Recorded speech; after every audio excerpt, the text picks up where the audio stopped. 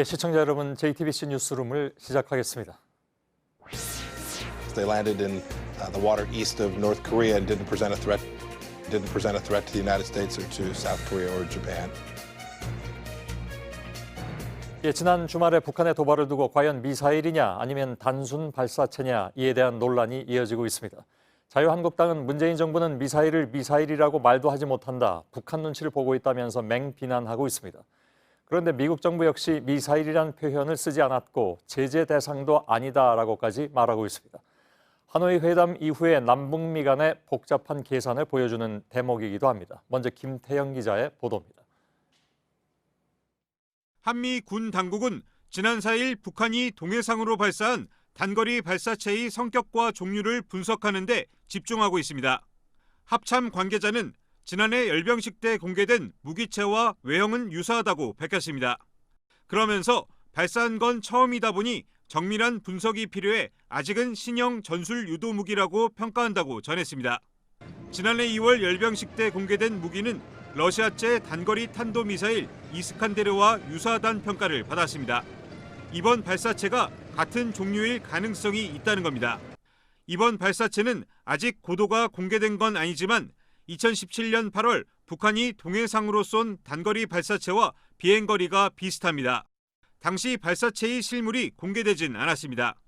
지난해 2월 열병식에 처음 모습을 드러냈고 이후 개량을 거쳐 이번에 발사하는 장면까지 공개된 것이 아니냐는 추정은 가능합니다.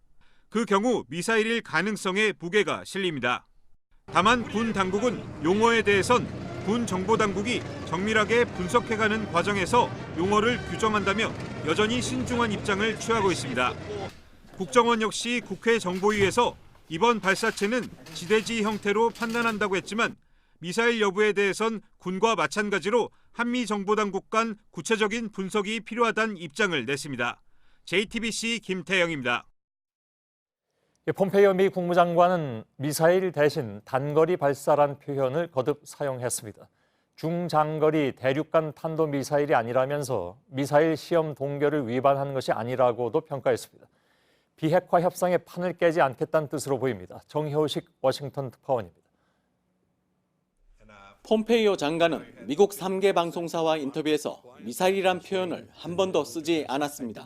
The launches, and there were several, were of a short range. They were not intermediate range missiles, that they were not long range missiles or intercontinental missiles. 북한의 발사 시험은 모두 단거리 발사체임을 강조한 겁니다. 미사일 시험 동결을 위반한 게 아니냐는 질문엔 동결은 미국을 위협하는 ICBM에 초점을 맞춘 것이라고 답했습니다. 추가 제재를 검토하느냐엔 역사상 가장 강력한 제재가 유지되고 있다며 부정적 입장을 밝혔습니다. 그러면서 이번에 한 행동이 비핵화 협상에 방해가 안 되길 희망한다고 했습니다. 전날 트럼프 대통령이 김 위원장은 나와의 약속을 깨고 싶어 하지 않는다, 합의는 이루어질 것이라고 밝힌 것과 같은 맥락입니다. 미국 CNN은 미들버리 국제연구소가 공개한 발사체의 궤적을 근거로 단거리 미사일일 가능성이 높다고 전했습니다.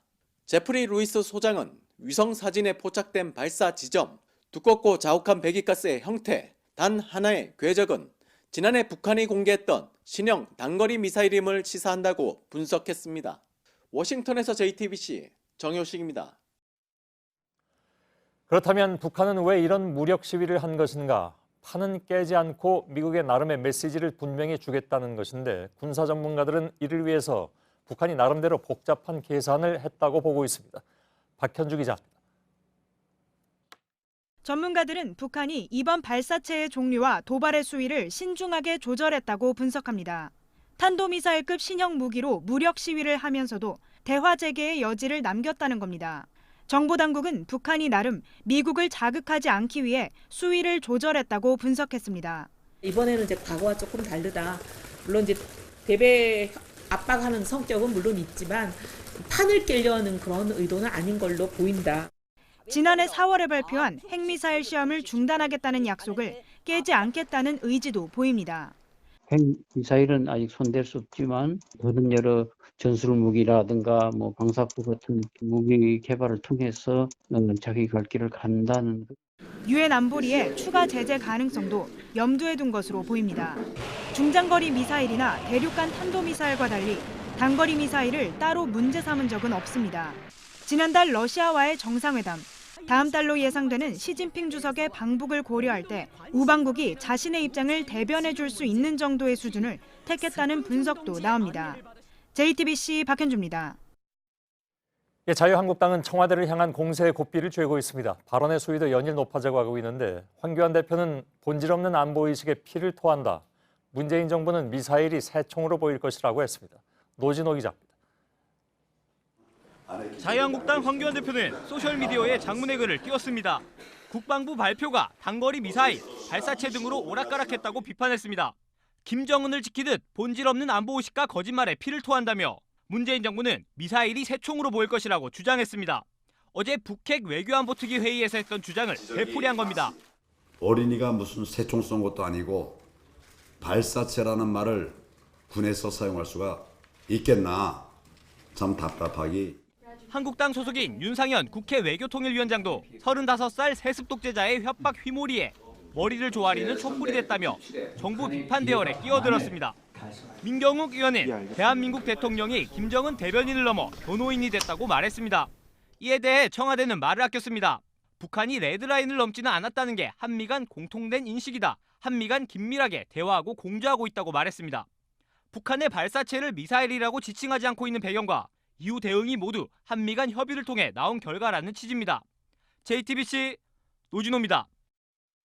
예, 자 여러 가지 궁금증이 좀 남고 있습니다. 북한이 쏜 것이 미사일이냐 아니면 그냥 발사체냐 논란이 일고 있는데 이게 무슨 차이고 또 왜 중요한 문제인지 또 그 밖에 궁금한 점들이 좀 있는데 이것까지 같이 정치부 유선희 기자와 함께 짚어보겠습니다.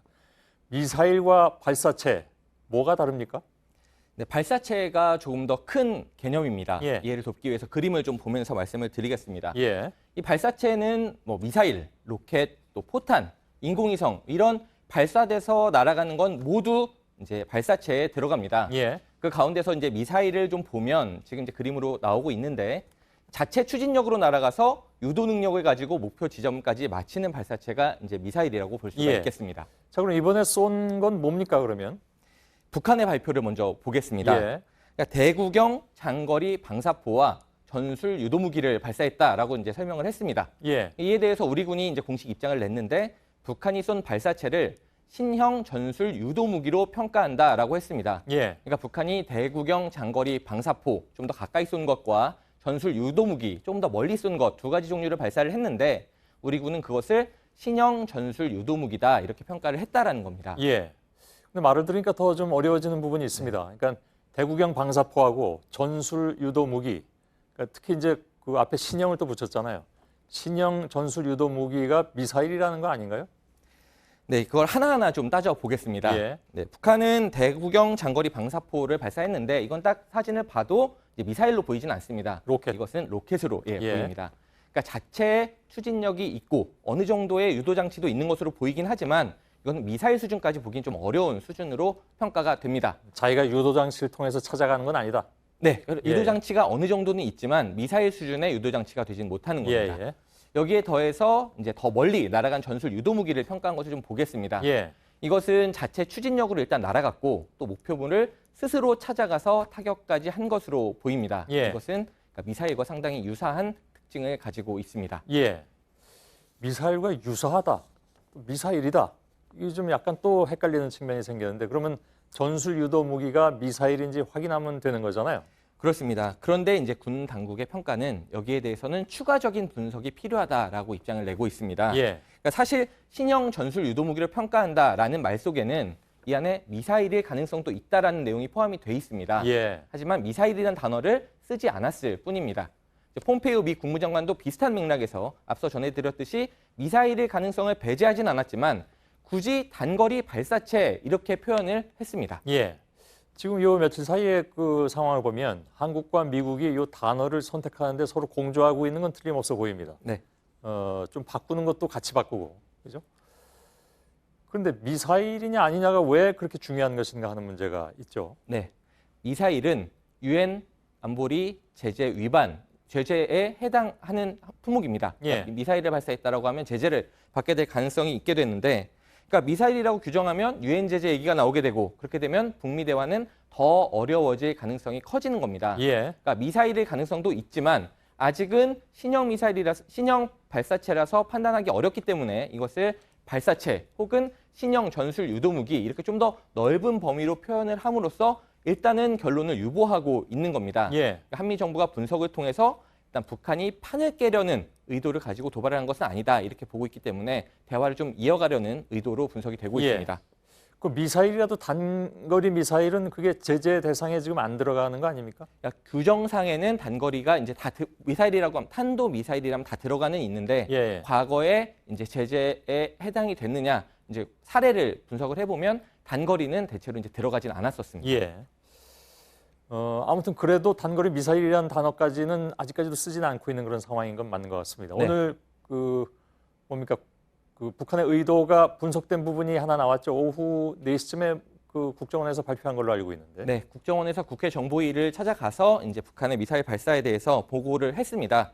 일단 중장거리가 아니라 단거리라는 점에 좀 주목을 했습니다. 예. 지난해 북한이 약속을 한 게 있습니다. 4월에 중장거리 또 대륙간 탄도미사일 발사와 핵실험 중지를 하겠다 이렇게 약속을 했었는데 단거리니까 일단 이것까지는 위반하지 않았다라는 겁니다. 예. 또 이제 북한 보도에 뭐 예를 들면 추후에 뭐 용납도 없이 반격하겠다 이런 좀 약간 과격한 표현들이 있었는데 이런 것이 영문판에서는 삭제가 된 것으로 나타났습니다. 예. 그러니까 북한도 나름대로 미국이 이제 수용할 수 있을 만한 이제 저강도의 도발을 한 것으로 보이고 그래서 이제 대화를 이어가려는 의도로 보인다 이렇게 분석을 하고 있고 이 부분은 이제 우리 정보당국과 미국의 정보당국의 의견이 일치한 부분입니다. 예, 알겠습니다. 유선희 기자였습니다. 잘 들었습니다.